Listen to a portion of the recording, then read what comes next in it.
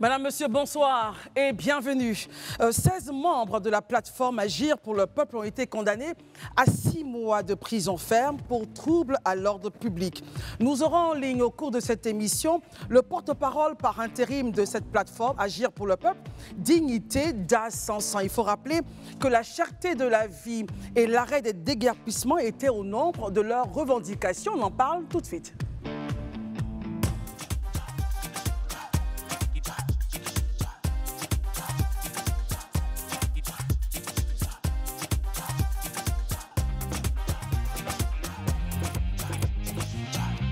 Merci d'être avec nous. Juste après ce sujet, nous parlerons de la question de l'arrêté portant révision de la liste électorale 2024-2025 qui, pour l'instant, a été abrogée en fin de première partie. Ce sera donc la mobilisation patriotique au consulat général du Burkina Faso en Côte d'Ivoire. Manifestation qui a été reportée à une date ultérieure. Voici les 3 articulations de cette première partie. Encore une fois, bonsoir et merci d'être avec nous. Herman Aboua, heureuse de vous retrouver, très cher. Moi, je suis très heureux également. Élisée Bouloube, bonsoir. Bonsoir Christelle, bonsoir chers amis, bonsoir chers téléspectateurs. Marius Komoué, bonsoir. Merci Christelle, bonsoir, bonsoir à tous et à toutes. Daouda Koulibaly, bonsoir. Bonsoir Christelle, Merci bonsoir à d'être là. tous et surtout bonsoir chez vous. Marius Komoué, avec vous, on va essayer de mettre les pieds dans le plat. Essayons de mettre un peu le plan de situation de la plateforme Agir. Qu'est-ce qui s'est passé pour qu'aujourd'hui, nous assistions à ce que 16 personnes, parmi donc les membres de cette plateforme, soient arrêtées et condamnées à la prison ferme? On sait qu'ils avaient voulu manifester, on sait aussi que la manifestation n'a pas été autorisée, mais toutefois, ils ont quand même tenu à acter leur projet. Marius, détail. Alors, nous sommes dans un pays de droit, le droit à la manifestation, à la plainte, à la récrimination, au mécontentement, à l'expression des mécontentements. Bon, pas de souci, c'est reconnu à toutes les organisations de la société civile. Rien n'a changé à ce niveau, seulement là où nous nous posons un peu de questions, oui. Allons-y, vous terminez votre phrase. Là où nous nous posons un peu de questions, est-ce que la marche était autorisée? Très bien. Sinon, bon, ben, il y a des textes de loi et nous sommes prêts à vous en donner donc la quintessence. Très bien. Avant d'avoir la quintessence de votre point de vue et comment vous analysez la situation, nous avons justement en ligne Monsieur Dignité d'Ascension, porte-parole par intérim de cette plateforme Agir pour le peuple. Bonsoir, Monsieur le porte-parole, et merci d'être avec nous. Bonsoir, madame. Très bien. Alors, Pas tout le temps qu'on nous appelle pour nous écouter. j'ai pas saisi votre phrase. C'est pas toujours qu'on les Il dit appelle. Très bien. Ah, très C'est bien. pas toujours qu'on les appelle pour les écouter. Très bien. Alors, qu'est-ce qui a motivé la tenue de cette marche, Monsieur d'Ascension, bien qu'elle n'ait pas été autorisée? C'était le 13 septembre. Merci beaucoup. Vous savez, il y a tellement de rester au même cette fameuse marche du septembre. Il faut dire que de marche, Il peut se déplacer?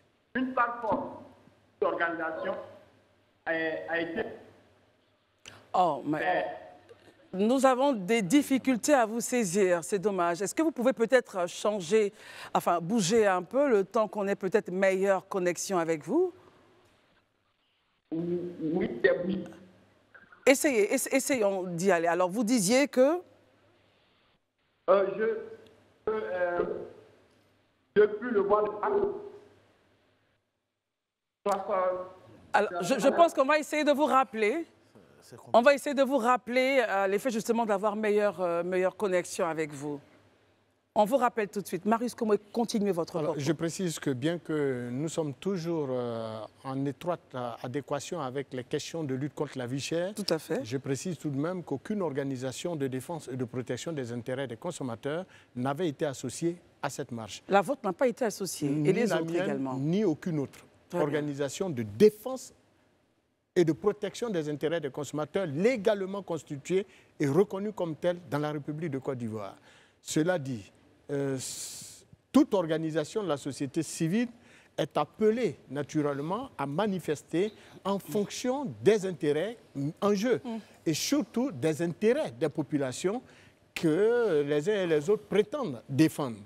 Là où, quand nous regardons un tant soit peu les motifs de la grève enfin de la marche, il est dit que c'était pour demander donc l'annulation de l'augmentation du prix de l'électricité. Or, nous savons tous que le prix de l'électricité a été fixé le 1er janvier 2024. Nous sommes bientôt en fin d'année.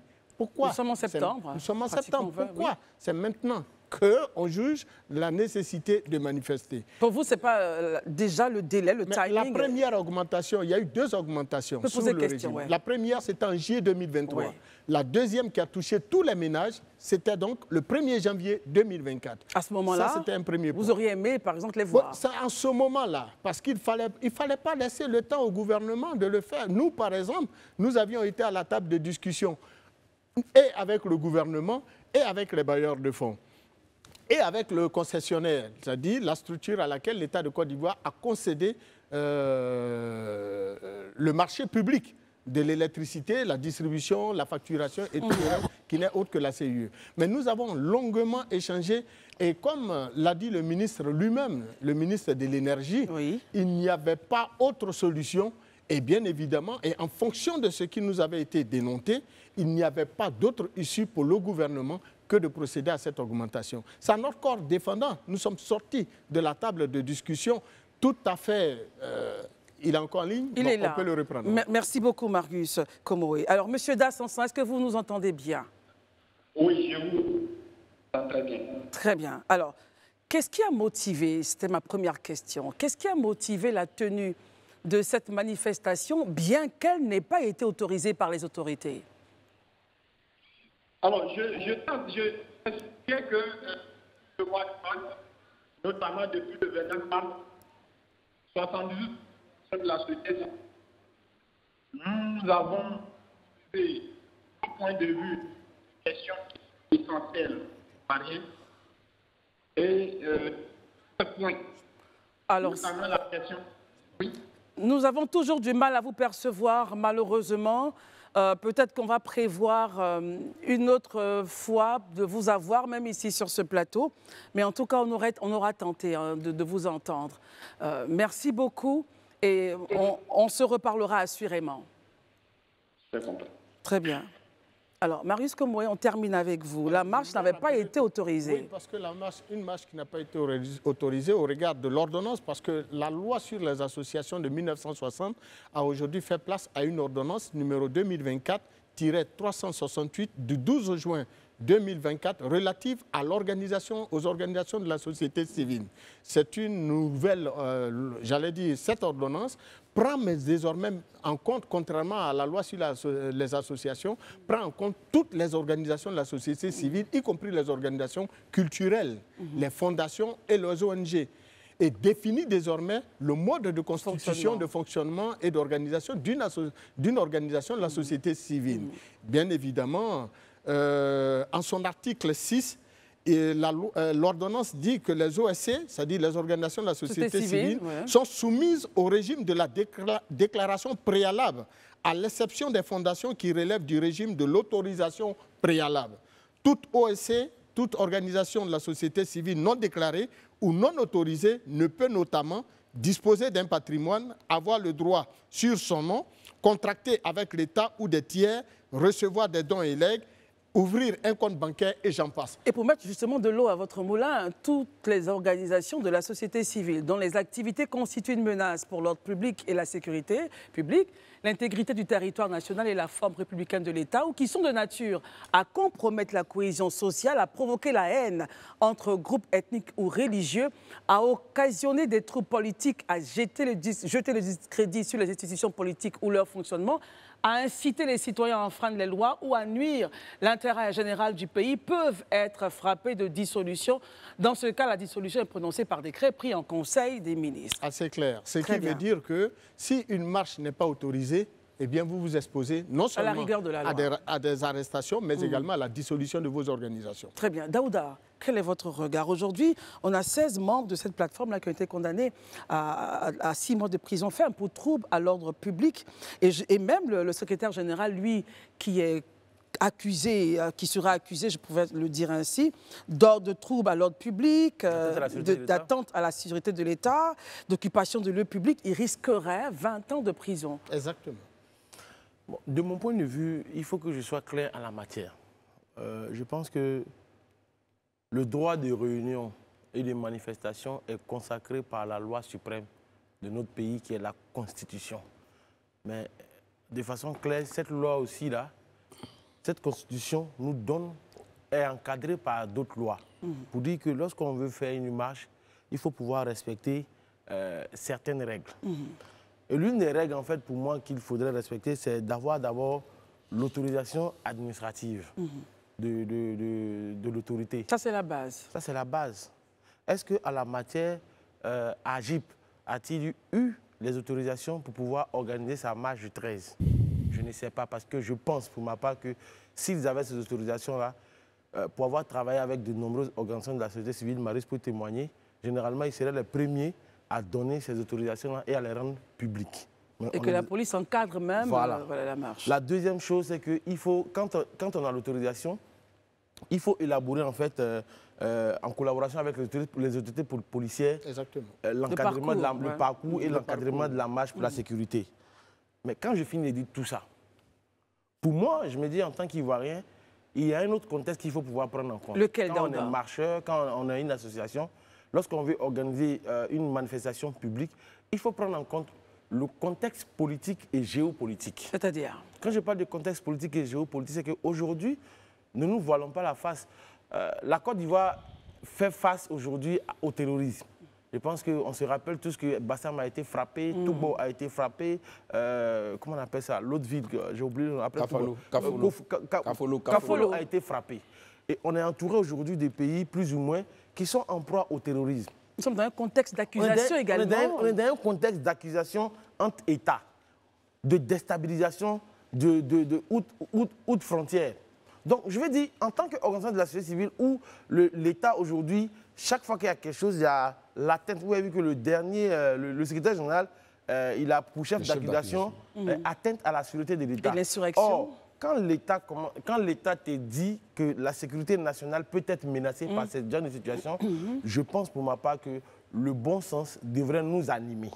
Parce que, je vais aller plus loin, il y a eu l'augmentation de l'électricité en Côte d'Ivoire. Pratiquement toutes les organisations de la société civile ont été associées, on leur a posé des questions, ils ont discuté avec les acteurs, les industriels, avant de faire ces augmentations. Il y a eu de la pédagogie qui a été faite. C'est vrai qu'on n'est pas d'accord. Marie, je l'ai dit alors qu'on doit défendre. Voilà, on n'est pas d'accord avec... Mais quand on t'explique et que tu comprends, tu dis, OK, on va serrer la ceinture. Après, il y a eu l'augmentation sur le pétrole. Et du coup... Le carburant. Le carburant.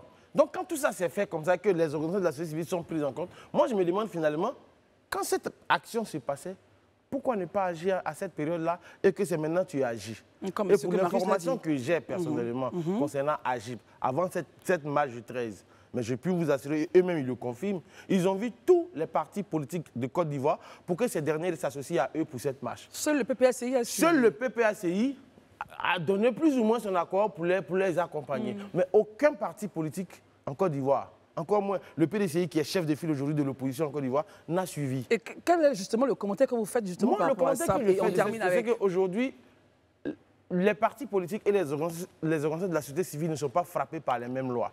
Que ce soit en France ou bien n'importe où, quand la CGT est en train de mener sa marche, elle mène sa marche.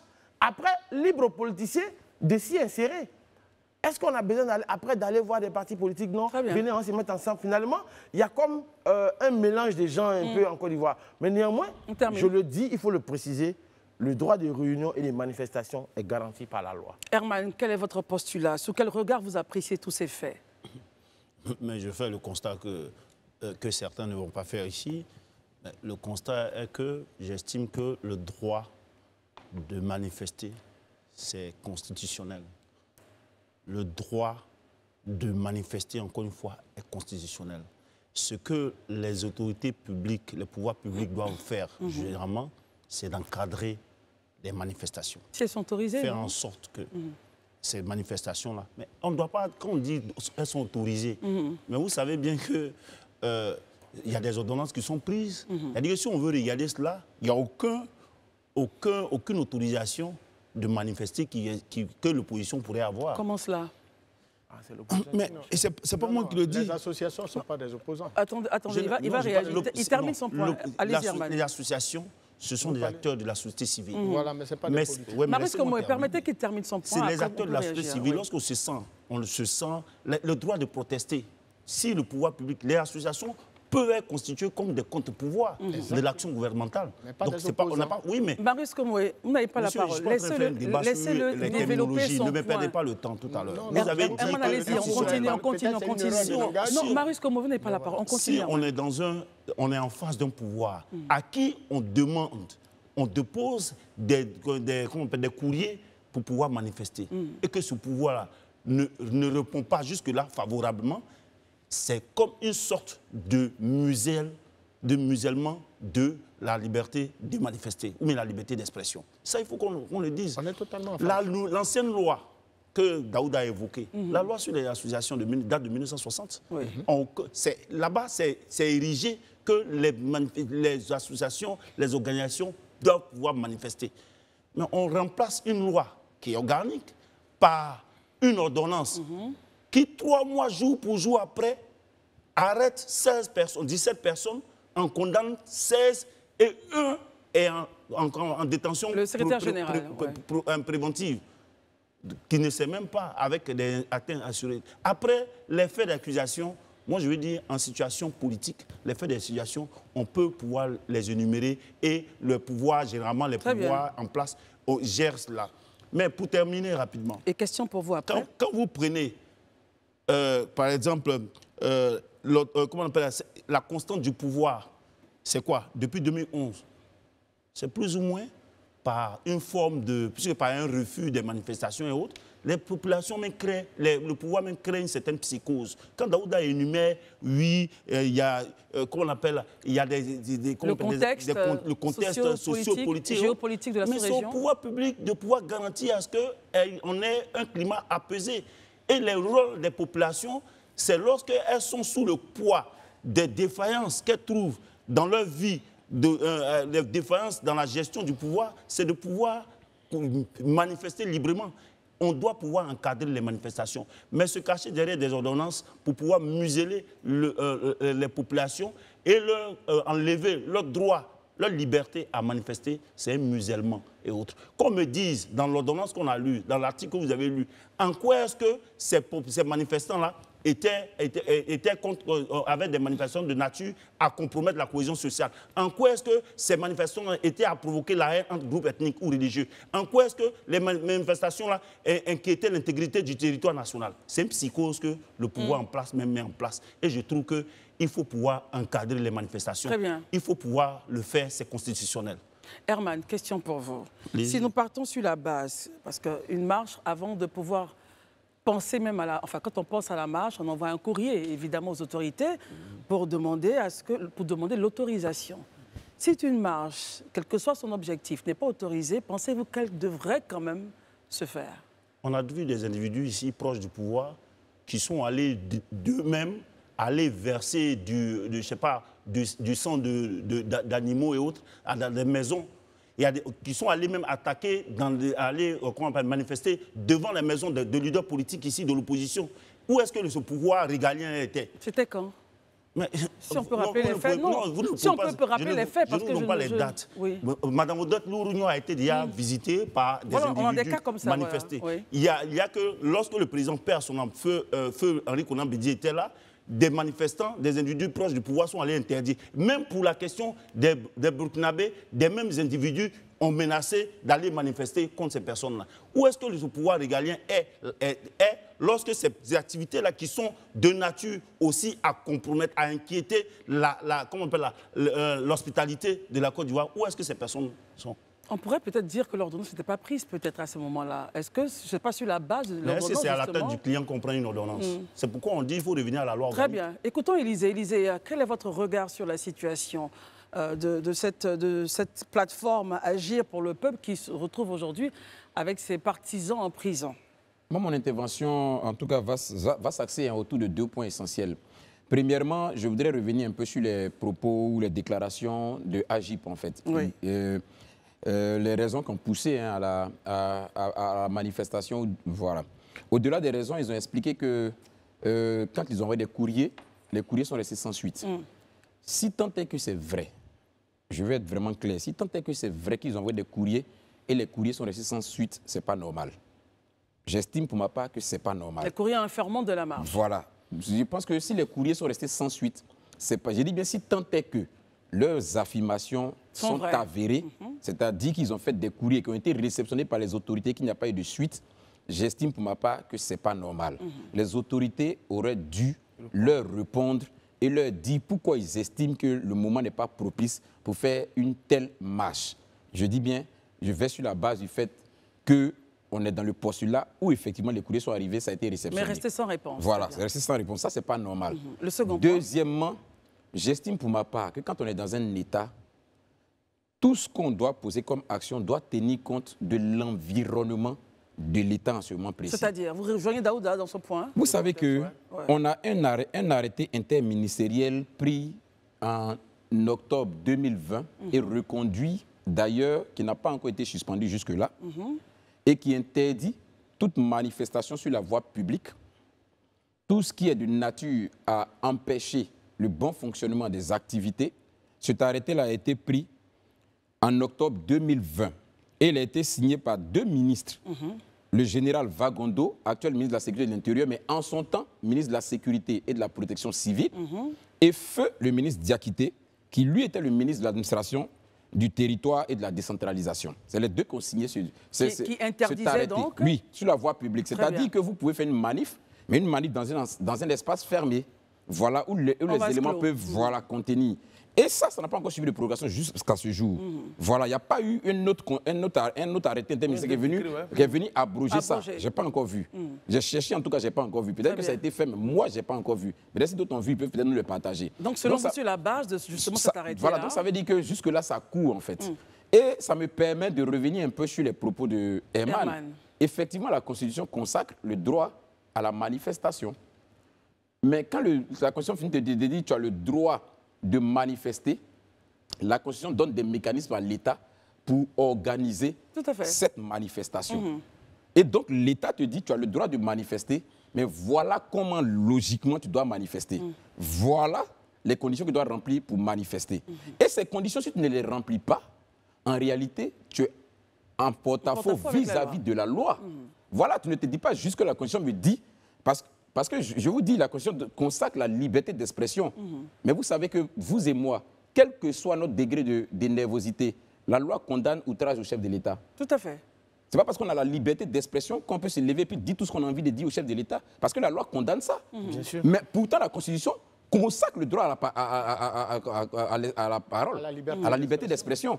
Donc, c'est pour dire quoi? Il ne faut pas prendre les thèmes dans un sens général et puis les prendre comme des slogans. Donc, en fonction des situations... Dans un État, quand on te donne le libellé comme ça, il y a des décrets d'organisation. C'est pourquoi on dit quand on prend des décrets là, il y a des arrêtés des décrets d'application. Voilà, de décrets qui ont été pris.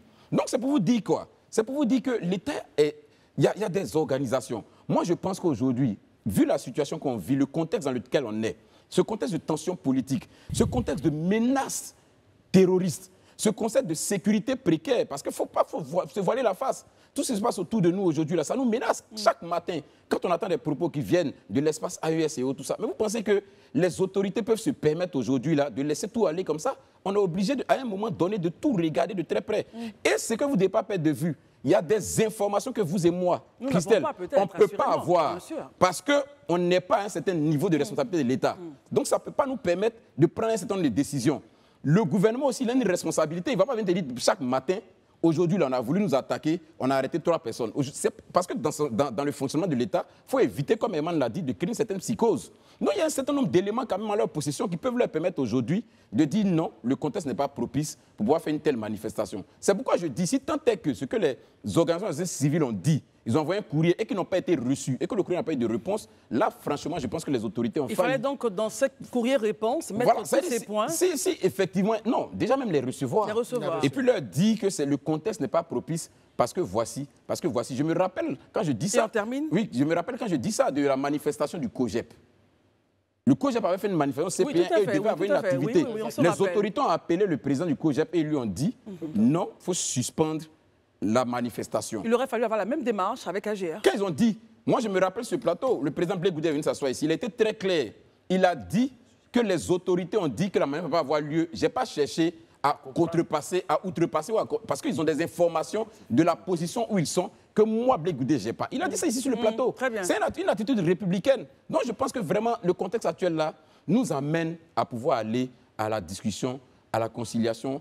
Il faut vraiment qu'on puisse faire preuve de courtoisie, on puisse faire preuve d'apaisement et puis créer un contexte de quiétude. C'est important. Et trouver des cadres d'échange et de discussion. Très bien. Merci beaucoup, messieurs. On s'est exprimé sur le sujet. Bien sûr. Parlons maintenant de cette actualité que nous avons vu passer, la mobilisation patriotique burkinabé. Donc, c'était une journée spéciale en mobilisation donc, patriotique qui devait se faire au consulat général du Burkina Faso en Côte d'Ivoire.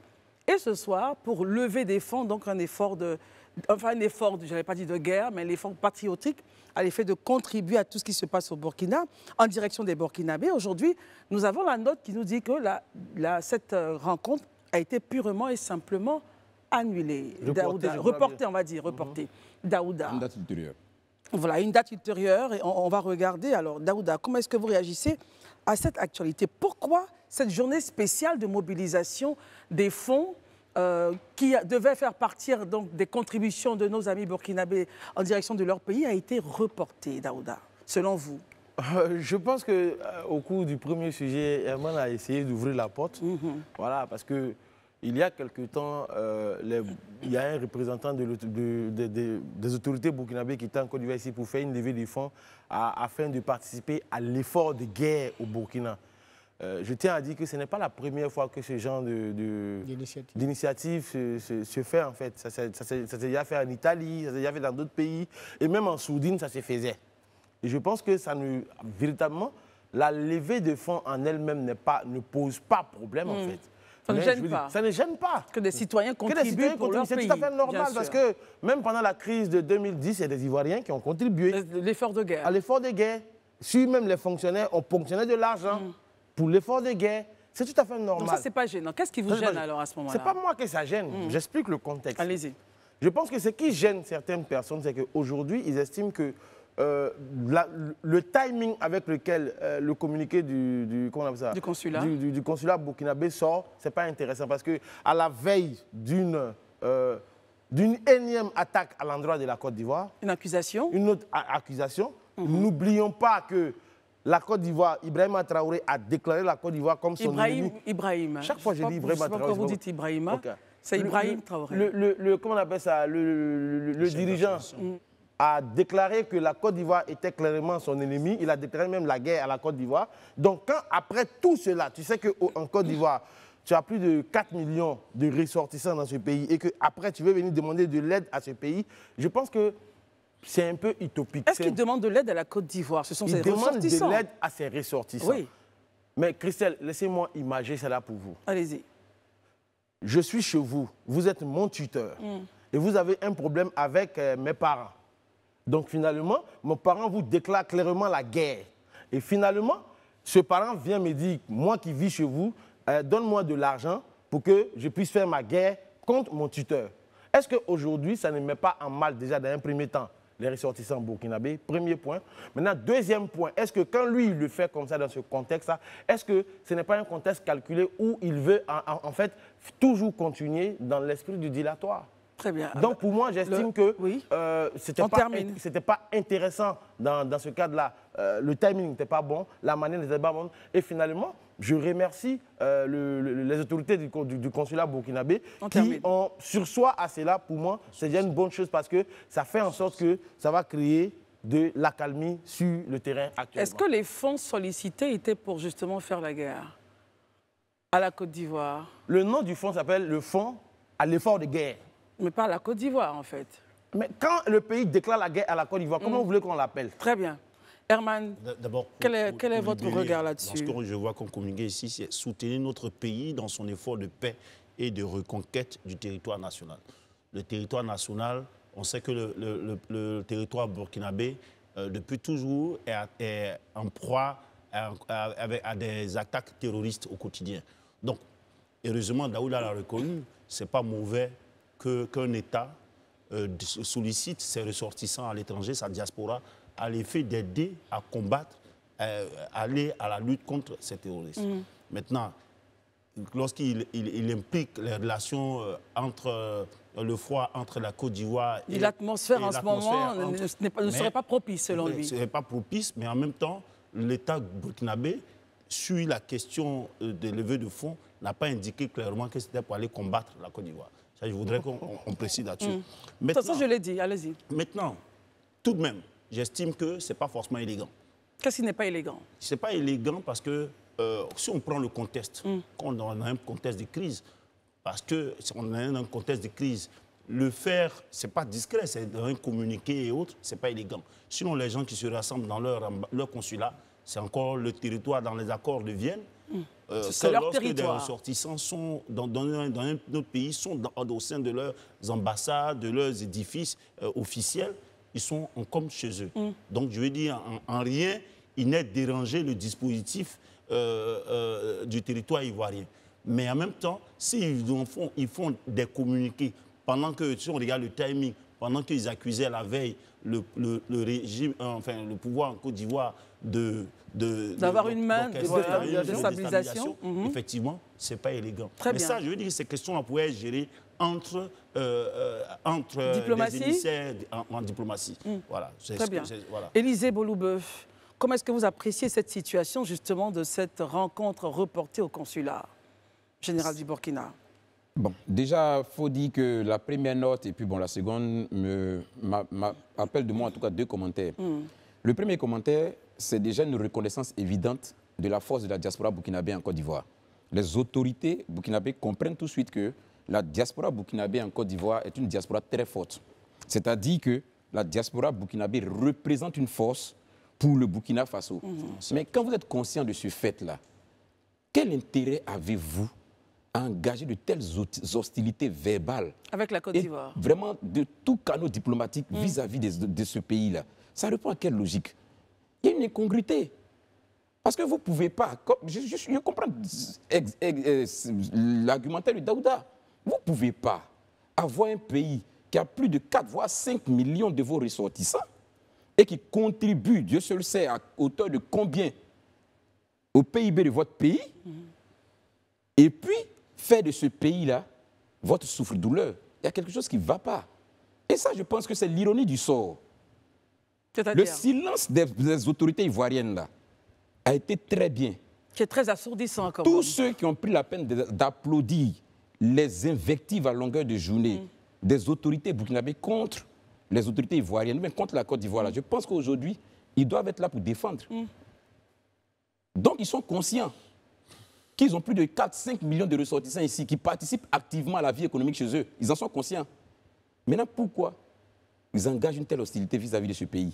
Il y a quelque chose qui ne va pas. Ça, c'est déjà le premier commentaire. Le deuxième commentaire... On va terminer. Voilà, le deuxième commentaire que je veux faire. Et c'est ce que je dis toujours ici. Si on est fâché, et à un moment on se rend compte qu'on est allé loin, il n'y a aucune honte, il n'y a aucune faiblesse à reconnaître qu'on a poussé le bouchon loin, s'excuser et puis revenir à de meilleurs sentiments. Est-ce que vous pensez qu'en l'état actuel des choses, la situation vous donne de pouvoir espérer à cette issue? Ce qui se dégage de ça, c'est ce que je vous ai dit. Il y a une véritable nécessité financière au Burkina. Si on lance des appels maintenant ici et qu'on veut venir collecter des fonds chez les compatriotes ici, ça veut dire que financièrement, ça devient difficile là-bas. C'est une réalité. Mais alors que l'État ivoirien vous donnait déjà 2 milliards d'équipements, l'État ivoirien vous donnait des centaines de millions pour vous soutenir, l'État ivoirien disposait même son armée, sa logistique à votre disposition. Mais quand vous rejetez tout ça là, et vous revenez, et que vous hébergez vos réfugiés, ils construisent même des cités pour vos réfugiés. Quand vous rejetez tout ça, et qu'aujourd'hui vous venez dire non, vous cherchez de l'argent, mais c'est incongru. Il y a quelque chose qui ne va pas, en fait. L'argent qu'ils cherchent, c'est avec leurs ressortissants. Mais leurs ressortissants vivent où? Et ils vivent de quoi? Donc pour vous, ce n'est pas la peine de demander même à leurs ressortissants? Non, je ne dis pas ça. Je suis en train de dire qu'ils peuvent demander. Oui. Mais c'est l'ironie du sort. Ça leur montre que ce pays que vous vilipendez à longueur de journée, ou bien que vous avez dit d'en faire un ennemi là, c'est ce pays-là est un grenier pour vous. C'est ce que ça veut dire. Et donc, quand c'est comme ça, on se ravise et puis on prend d'autres dispositions. Marius Komoroï, ce pays-là est essentiel dans votre dispositif. Ce pays-là est un grenier pour vous. Comment est-ce que vous appréciez cette situation? Sous quel postulat? Nous l'avons été également, pour ne pas dire la France l'a également été pour la Côte d'Ivoire dans la crise ivoirienne. Mais n'empêche que nous vilipendions justement cet État dont la plus grande de ces entreprises, la plupart de ces entreprises nous permettent de survivre. Le comparatif, Marius?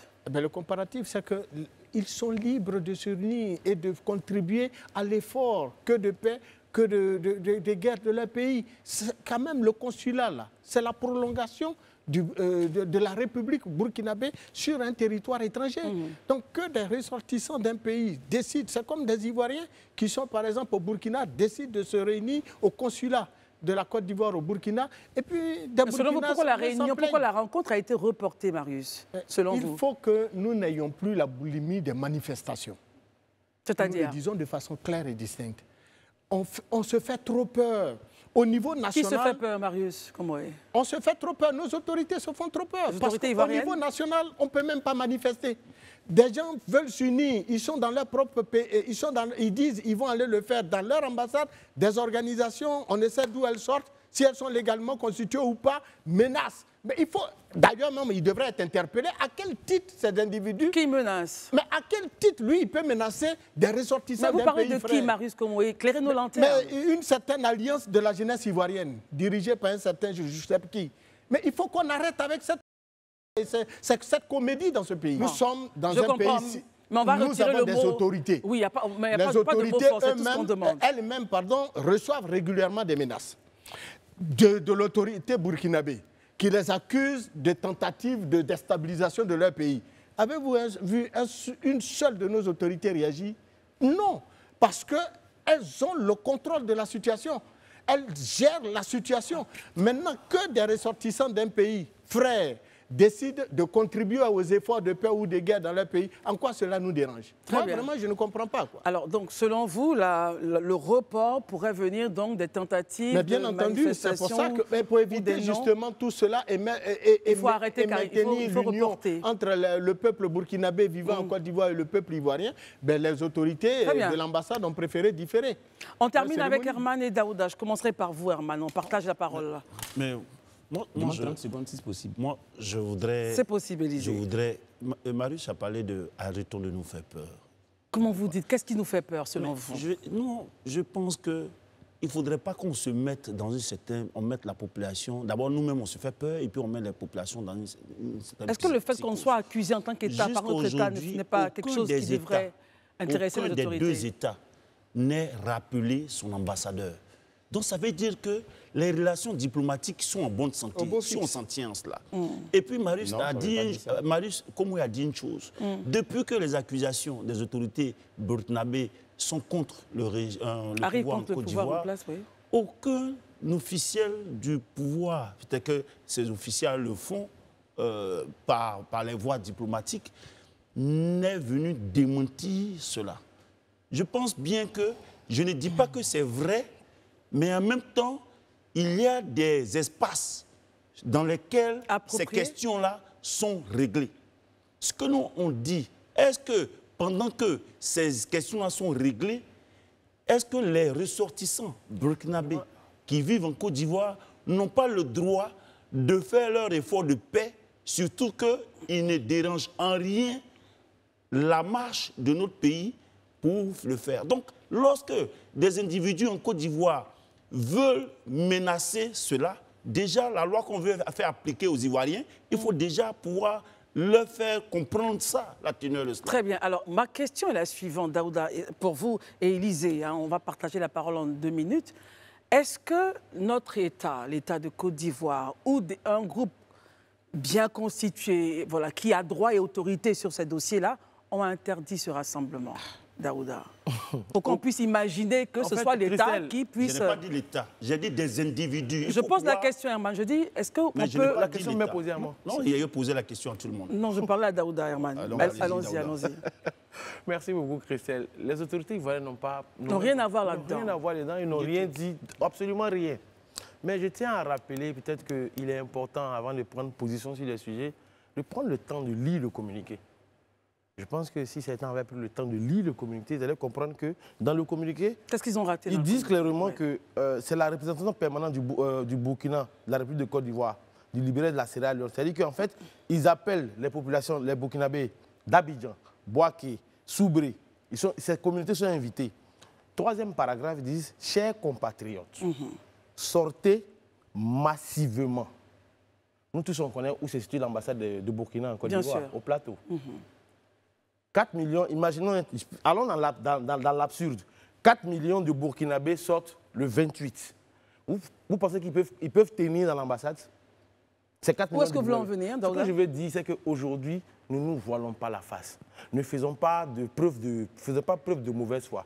Pourquoi? Parce que quand Ibrahim Traoré, le président Ibrahim Traoré. Ibrahim Traoré décide par la voix de son consulat de dire que sortez massivement, mais c'est une démonstration de force qu'il est en train de montrer en Côte d'Ivoire pour dire que malgré le fait que j'attaque perpétuellement la Côte d'Ivoire sans preuve, sans même une once de preuve, mes concitoyens chez vous me soutiennent et sont d'accord avec moi. Je vais laisser la parole pour qu'Élysée puisse en donner une. Élysée, vous terminez. Hein.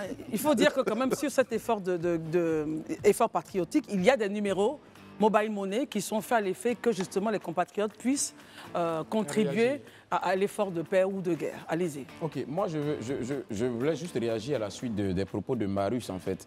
Quand il parlait de non, on peut pas, aujourd'hui on ne peut pas manifester, on ne peut pas manifester. Je pense que c'est vrai que les uns et les autres le disent comme ça, mais je pense que c'est un peu un abus.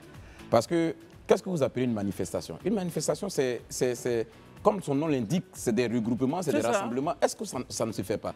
Le PPACI s'est retrouvé à Beauville. Le PPACI s'est retrouvé à Il faut faire la différence. Le PDCI s'est retrouvé dans la Nawa. Le PDCI s'est retrouvé à Yamoussoukro. Les partis politiques organisent leurs meetings à Abidjan. Ils organisent leurs activités. Les manifestations ont lieu.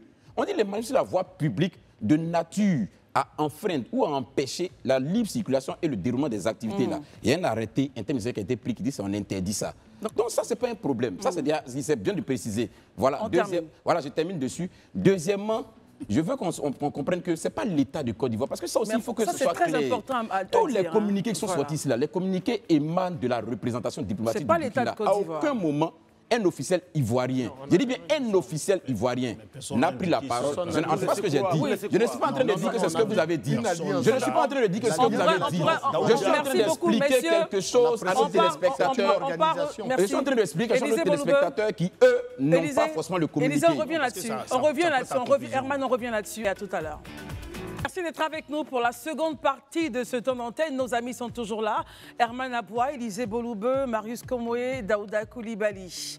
Alors, je continue d'être favorable au partenariat avec le RHDP. Ces propos ne sont pas de moi, mais plutôt de l'ex-secrétaire général du Front populaire ivoirien, Isiaka Sangaré, qui donc est sorti de son silence après son éviction du parti par Pascal Affi-N'Guessan. À quelques mois de l'élection présidentielle, il faut le rappeler, le FPI traverse une crise interne qui se durcit de jour en jour, alimentée par des divergences stratégiques et des décisions unilatérales, au cœur desquelles se trouve la rupture du partenariat avec le RHDP. Élysée Boloubeu, sous quel postulat vous appréciez donc ces propos de l'ex-secrétaire général Isiaka Sangaré, qui a été quand même un pilier fort du Front populaire ivoirien? Bon, déjà, il faut noter que c'est son droit le plus absolu de ne pas être d'accord avec la décision du comité central. Mais bon, en réalité, comme on le dit, la discipline du parti exige que vous puissiez vous soumettre à la décision du parti. Et bon, eux, dans leur cas, ils estiment que le comité central n'a pas fonctionné comme il se devait. Voilà, les travaux ne sont pas déroulés comme cela devait se faire. Donc, dès cet instant, ils estiment que toutes les décisions qui en sortent ne sont pas forcément des décisions, je vais dire, collégiales, des décisions auxquelles ils sont censés se soumettre. C'est dommage parce que déjà, comme je le dis, se désapparenter du RHDP, ou du moins après les dernières élections locales, je veux dire, la moisson a été suffisamment maigre. Très maigre. Voilà, donc je crois qu'aujourd'hui, à 12 mois de l'élection présidentielle, l'heure est l'unité, non pas la division. C'est maintenant qu'il faut faire bloc et certainement être plus fort et peser dans la balance au final. Mais de cette manière, je pense que ce n'est pas la bonne chose. Et c'est ce que je disais la dernière fois quand je parlais un peu au niveau du PDCI, en parlant un peu de M. Billon. Je crois qu'il faut que les contestations se règlent en interne. Moi, je pense, les partis, ils ont des organes pour ça. Quand vous prenez les tests des partis, là, ils sont tellement structurés que vous allez dire, mais attends, ces partis-là, ils sont... Sur papier, en tout cas, mais sur le papier, ils sont structurés. Quand il y a des litiges, quand il y a des querelles, comment on les règle, tout est structuré et dans les documents. Mais extraordinairement, quand on est dans les faits maintenant, on se rend compte qu'on oublie tout ce mécanisme-là et puis finalement tout le monde s'en se répand dans la presse et ça contribue à diviser davantage le parti. Je pense que ce n'est pas la bonne méthode en fait. Herman, on pourrait dire que deux décisions emmènent cette fracture. La contestation justement de la rupture avec le RHDP et l'appel de Benoît à lequel le président du FPI disait qu'il attendait d'en savoir davantage sur le contenu. Est-ce que vous pensez qu'on pourrait avoir un autre courant qui viendrait du FPI? Ça, c'est l'argument pour faire beau.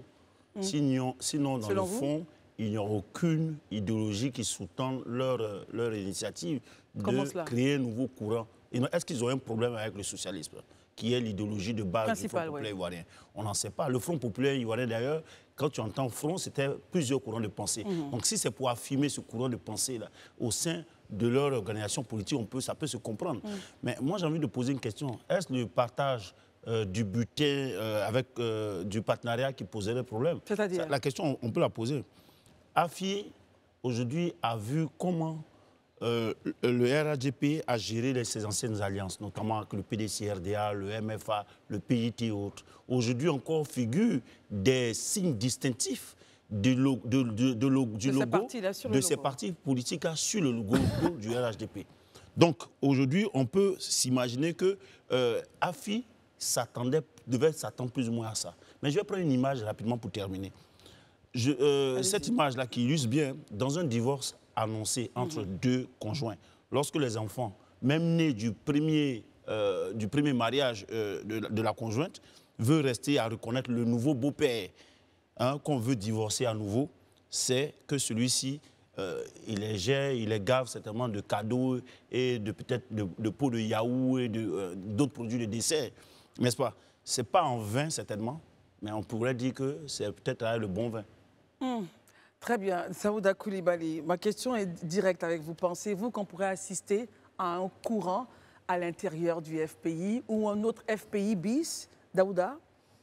Je pense que quand on lit la déclaration de M. Isiaka Sangaré, voilà, c'est clair, le courant est déjà là.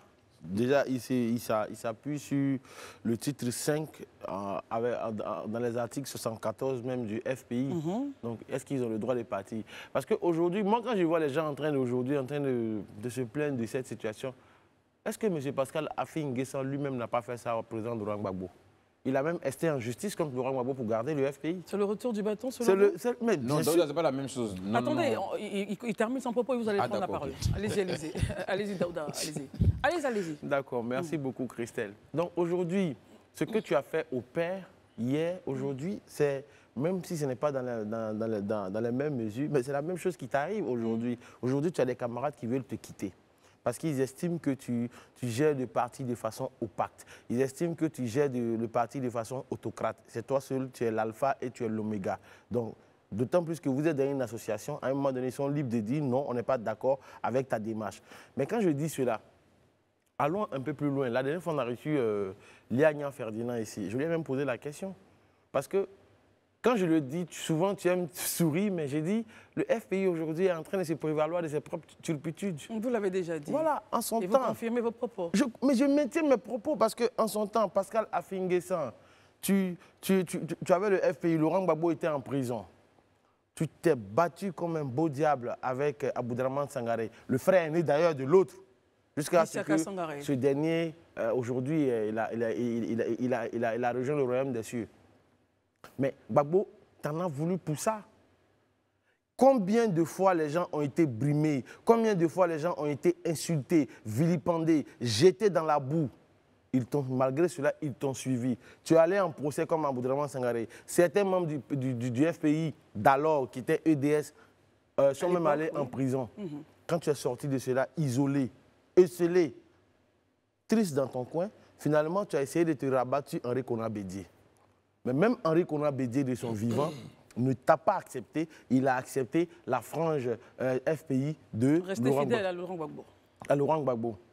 Mais finalement, après cela, tu pars encore te jeter dans les bras C'était un partenariat, Daouda. En tout cas, une chose est certaine, il s'est jeté dans les bras d'Alassane Ouattara.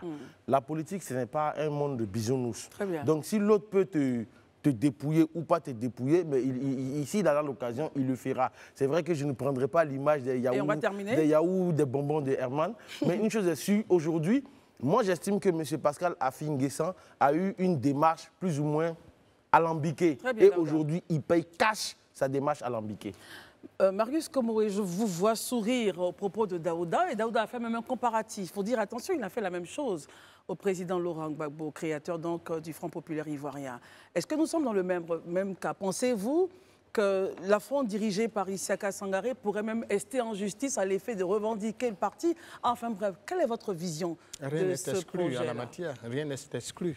Étant entendu qu'avec la vague de départ du Front populaire ivoirien tel que voulu par le président Laurent Gbagbo, qui a vu partir du parti,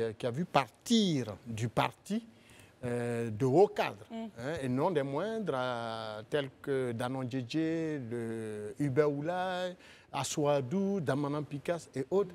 Aujourd'hui, on pensait que le FPI, bien que mietté avec cette vague de départ, aurait pu survivre donc à la vague telle que voulue par le président Laurent Gbagbo.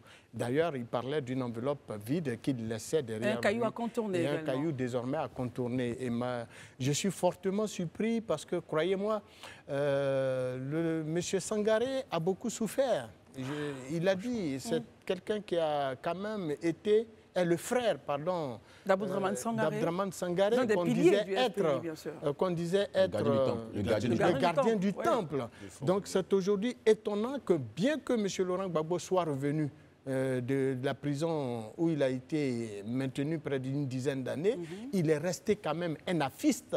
Il est resté aux côtés d'Affi-N'Guessan. Et je suis fortement surpris qu'aujourd'hui, des divergences et non des moindres surgissent au point que on le sent très bien, la porte est claquée et c'est très clair dans son annonce, on entend clairement qu'il parle de mettre en place un courant et au sein même du même parti. Je pense que le président Affi-N'Guessan aura peut-être le coup des franches, aura la hauteur d'esprit nécessaire, lui qui sait véritablement, qui a beaucoup appris du président Laurent Gbagbo.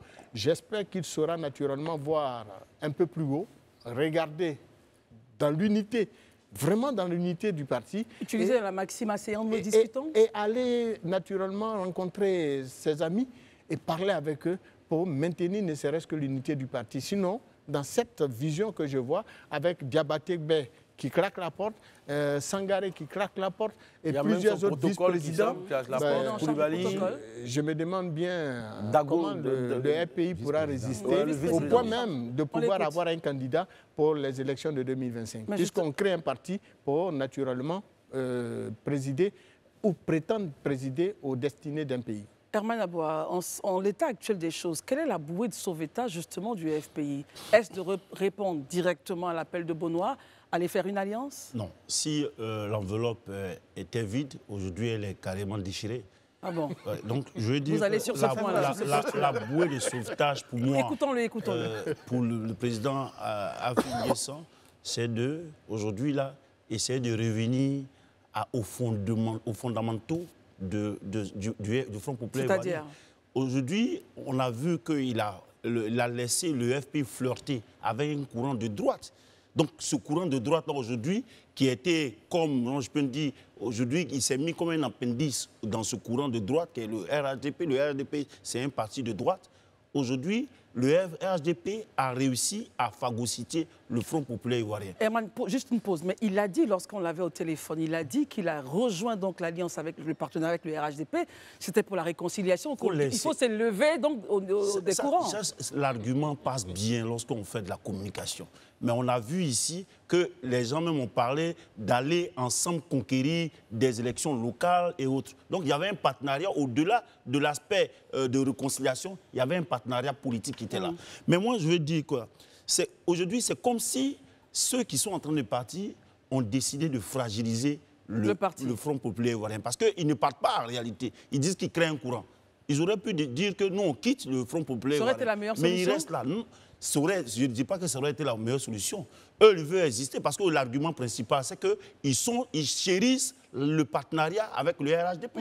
Ils créent un courant dans le Front populaire ivoirien pour rester toujours collé au partenariat du RHDP. Allez-y leur demander pourquoi. Très bien, bonne chute. Élisée Boloube, il crée un courant, il ne partent pas, mais il reste. Le FPI donc se verra fragilisé. Pourra-t-il tenir tête justement pour les élections à venir? Et comment le président Afin N'Guessan arrivera justement à sortir le FPI de cette mouaise? Moi, je pense que la balle est dans le camp du président Pascal Afin N'Guessan. C'est quelqu'un qui a toujours été reconnu comme quelqu'un d'apaisé, quelqu'un qui n'était pas très excessif dans ses propos, qui savait quand même avoir de la mesure. Si bien qu'aujourd'hui, la parenthèse CNT reste encore au travers de la gauche de plusieurs pour se dire mais comment Pascal Afin N'Guessan a pu prendre part à de telles velléités, parce que ce qu'on sait de lui, c'est quelqu'un qui est constamment à la recherche, en tout cas, du consensus. Donc la balle est dans son camp. Moi, je pense que quand on a fait du chemin, avec des amis, avec des camarades, depuis de longue date, c'est pas, je vais dire, des débats sur des apparentements ou des désapparentements qui vont venir finalement briser, je vais dire, cette longue amitié. Moi, j'ai toujours fustigé ici le fait que, par exemple, et ça, tout le monde connaît ma position là-dessus, que le président Laurent Gbagbo, par exemple, décide de rompre avec le FPI, avec Afin N'Guessan, qu'il connaît depuis pratiquement plusieurs décennies, c'est-à-dire 40-50 ans, et décide de s'encoquiner avec des gens qu'il connaît à peine il y a 2-3 ans. Comment ça peut être logique? J'estime pour ma part que quand on a vécu assez longtemps comme ça dans de telles amitiés, au point même d'avoir traversé les épreuves les plus redoutables, ce n'est pas des histoires sur la base du fait que non, il faut qu'on se désapparente, qu'on s'apparente, qui va vraiment nous séparer. Je pense que la balle est dans le camp du président Pascal Afin N'Guessan, qui ouvre le dialogue. Je dis toujours, ce n'est pas être faible que d'appeler les protagonistes ou des gens qui ne nous comprennent pas à la table de discussion et chercher à trouver une solution. Ce n'est pas être faible. Pour moi, c'est plutôt la voix des braves et la voix des personnes. Est-ce qu'il a la capacité, je termine avec vous, est-ce qu'il a la capacité, en l'état actuel des choses, au vu des dissensions qui s'accentuent jour après jour, est-ce qu'il a la capacité encore d'appeler à une table de discussion le président? Je veux croire à tout ce qu'il m'a montré jusque-là, qu'il a encore cette capacité-là de se lever au-dessus des ressentiments et amener ses amis autour de la table de discussion. Marius, comment vous y croyez? Ensuite, oui, je le disais tantôt, c'est tout le mal que nous lui souhaitons. Auquel cas, le pays, pour nous, disparaîtrait du paysage politique national. C'est pas trop fort ça? Comment ça disparaîtrait, Marius? Et pourtant, tout porte à croire. Le FPI a quand même survécu à tout ce qui s'est passé avec... Oui, mais la vague de cadres qui part n'est pas une vague ordinaire. Après celle de Laurent Gbagbo, je ne peux pas les réciter, après celle qui vient aujourd'hui, parce que ceux qui partent là, c'est ceux-là même qui ont mené le FPI jusque-là, malgré que le président Gbagbo ait claqué la porte avec une multitude de cadres qui sont partis. Aujourd'hui, il est entouré du ministre Augustin Kouadio-Komoué, du député Kwaku Kra de l'époque. Mais tous ces gens devraient aujourd'hui l'amener à comprendre la nécessité justement de ramener les uns et les autres à la table de discussion. Et cela passe certainement par l'organisation du Congrès. Daouda Coulibaly, vous croyez que cette maxime pourra marcher? Oui, en ce moment, asseyons-nous et discutons. En politique, tout est dynamique. Rien n'est figé dans du marbre. Tout peut bouger, en fait. Moi, rapidement, j'ai 2 points. Elisa a dit quelque chose qui est très important. Quand on a fait du schéma avec des gens, il y a des attitudes à ne pas tenir vis-à-vis d'eux. Parce que tout à l'heure, je le disais, là, que ce soit M. Godet qui est au niveau de Yopougon, M. Diabaté Bey, M. Touré Amara, M. Isiaka, même son protocole. Tous ceux qui partent, en tout cas. Tous ceux qui partent aujourd'hui, mais c'est des gens qui ont avalé des couleuvres au nom de la fille. Le ministre Touré Amara. Au nom du parti ou au nom du président? Au nom du parti, mais au-delà du parti, Afin N'Guessan incarne le parti. Donc, au nom de Pascal Afin N'Guessan, ils ont été humiliés par, comment on appelle ça, par leurs camarades de EDS d'alors, aujourd'hui devenus PPACI. Quand des gens ont supporté tout ça, à un moment donné, est-ce qu'il ne faudrait pas mettre tout ça en balance? Parce qu'aujourd'hui, le point de névralgie, c'est ne pars pas avec Laurent Gbagbo. Parce que je suis sûr d'une chose, je me dis, avec tout ce qu'on a subi sous Laurent Gbagbo, on ne peut pas accepter cela aujourd'hui. Mais il le dit très bien, Afin N'Guessan. Il dit qu'il faut prendre la balle au bon. Parce qu'il fait un appel, il ouvre ses bras. Ce n'était pas le cas auparavant. En vérité, ouvrir ses bras, on est en politique. Ouvrir ses bras ou pas ses bras, il y a des situations qui, généralement, il faut du temps pour refermer ces plaies-là, pour que ça cicatrise. C'est le cas de Charles Blé Goudé. Ça, c'est Eman, excuse-moi, juste 1 minute très rapidement. La deuxième chose, c'est que quand tu parlais d'idéologie, moi, je souhaiterais qu'en fait, on essaie... Il ne faut pas qu'on s'arc-boute sur les idéologies. Aujourd'hui, depuis que le mur de Berlin est tombé, il n'y a plus d'idéologie. Je te donne la parole, ne t'inquiète pas. Il n'y a plus d'idéologie. Non, pardon. Il n'y a plus d'idéologie, en fait. On termine, Daouda. Quand tu regardes la démarche aujourd'hui du RHDP, quand tu regardes la démarche du PDC ou bien du PPAC ou de tous les partis, il y a toujours un programme social dans leur gouvernance. Donc les partis peuvent décider de se mettre ensemble parce que tu as un point qui m'intéresse, qui est important pour moi. Comme un parti socialiste peut faire, comment on appelle ça, du libéralisme, tout est possible. Le monde est dynamique aujourd'hui, man. Il ne faut pas t'accouper sur ça. On rappelle que le partenariat était axé sur la réconciliation nationale. C'est ce qu'il a dit, Herman Aboua, et on termine. Juste pour clarifier les choses concernant l'idéologie. Tout parti politique ou mouvement politique, à sa naissance, choisit son courant de pensée, son courant idéologique. Oui. Et ce n'est pas moi qui ai mis dans le Front populaire, dans les thèses du Front populaire ivoirien, l'attachement au socialisme. Et ce n'est pas moi qui ai mis dans, dans les tests du RHDP ou bien du RDR auparavant, l'attachement au libéralisme et autres. C'est des courants, on le sait. Même quand bien même les blocs sont disloqués, on sait qu'il y a le bloc de gauche et le bloc de droite, traditionnellement. Très bien. Il termine. On ne va pas faire un débat là-dessus. C'est juste une précision. Il termine d'abord. Ne précisez pas, on a eu le temps de vous écouter. Ce que je dis, c'est qu'aujourd'hui, malgré les accointances, quand tu viens, tu crées ton parti, c'est toi qui affirmes ton positionnement. Si tu es gauche ou droite ou au milieu ou transversal. Et nous, les écologistes, on a choisi d'être transversal. On y reste. Là, vous êtes là en tant qu'homme politique. La précision, c'est important. Rapidement, précision, et on écoute Élysée. En fait, en vérité... On ne va pas rester sur les courants. Revenons sur le sujet d'affiche. Que ce soit le FPI qui se fait un partenariat avec le RHDP, n'oublions pas qu'en 1995, le FPI de Laurent Gbagbo a fait un partenariat, ou bien une alliance même, avec le RDR. Parce que le RDR a été créé justement avec leurs anciens camarades du FPI. Élysée Boloube. Voilà. Bon, n'empêche que... S'il vous plaît, messieurs, merci. Le mur d'idéologie est tombé. Merci. Le mur de Berlin est tombé, n'est-ce pas? Les idéologies s'entremêlent au bon gré donc des politiques. Élysée Boloube, en l'état actuel des choses, on demande pas mal de choses au président Afik quand même. On lui demande tout. Qu'il faut qu'il appelle les autres à la table de discussion, il faut qu'il fasse ci, il faut qu'il fasse ça. Que devrait être l'attitude justement des frondeurs? Eux qui disent qu'ils ne se sentent pas concernés par l'appel de Bonois et qu'il faut consolider, voilà, consolider sont les propos de M. Diabaté Bey, il faut consolider le partenariat avec le RHDP. Oh non, Marius Komoi, je vous en prie, ne dites pas ça. Allez-y, allez-y. Bon, moi je vais peut-être dire quelque chose que ceux qui font des études de leadership savent. C'est généralement le leader qui donne la vision, qui imprime la cadence et qui permet aux autres de suivre. Tout à fait. Moi, je reste focus sur le fait qu'aujourd'hui, la suivi du FPI ou le fait que les autres n'en sortent pas, pour moi, tout est dans la main du président Afi. C'est lui le leader, c'est lui qui doit prendre sur la responsabilité d'approcher les autres, les emmener autour de la table, discuter et échanger. Ça, vraiment, pour moi, ce n'est même pas un débat. Et c'est important que ça se fasse dès maintenant. Pourquoi? Mais parce qu'il y a le congrès au mois de novembre, dans pratiquement un mois et demi. Tout à fait. On ne peut pas aller au congrès divisé. Vous imaginez, le parti risque vraiment d'être fragmenté. Voilà, d'être fragmenté, de voler en éclats. Ce congrès qui est censé être un congrès où les uns et les autres vont se mettre ensemble pour aller dans la direction maintenant des élections présidentielles, risque même d'être là où le parti, pratiquement, chacun prendra son morceau pour parti. Alors que je pense que ce n'est pas le but aujourd'hui de Afi N'Guessan.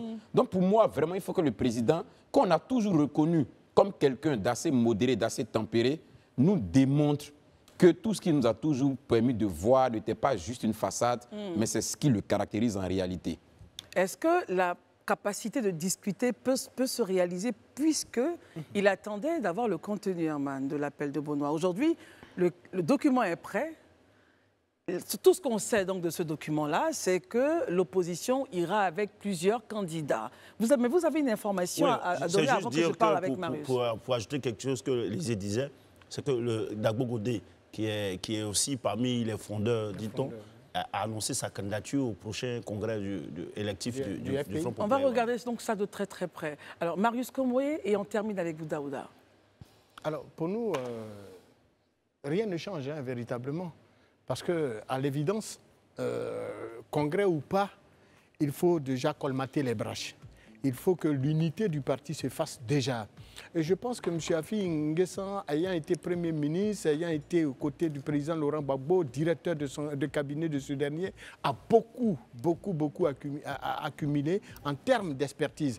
Et je pense qu'il trouvera les voies et moyens pour amener la paix, pour amener tout le monde. Maison Bleue. Et très puis bien. aller certainement vers l'appel du président. On termine avec vous. Non, très rapidement, la question que vous avez posée, vu qu'on a désormais plus ou moins le contenu de l'appel de Bonois, est-ce que je pense que le Congrès va nous situer. Parce qu'au Congrès, après le Congrès, ils nous diront clairement s'ils vont adhérer à l'appel au plus grand ensemble. Comme a dit le secrétaire général du PACI, ou bien le petit ensemble au niveau avec le bon, ça c'est vous maintenant qui faites Non, je suis là sur le plateau pour ça. Exactement, exactement. Voilà, donc je dois donner mon avis sur la question. Merci beaucoup, Daouda. J'espère bien qu'ils vont pouvoir s'entendre. Merci beaucoup. Merci Marius, Daouda, Élisée, Herman. Merci à vous. Merci de nous avoir suivis. Les programmes continuent sur la FTV. Bonsoir.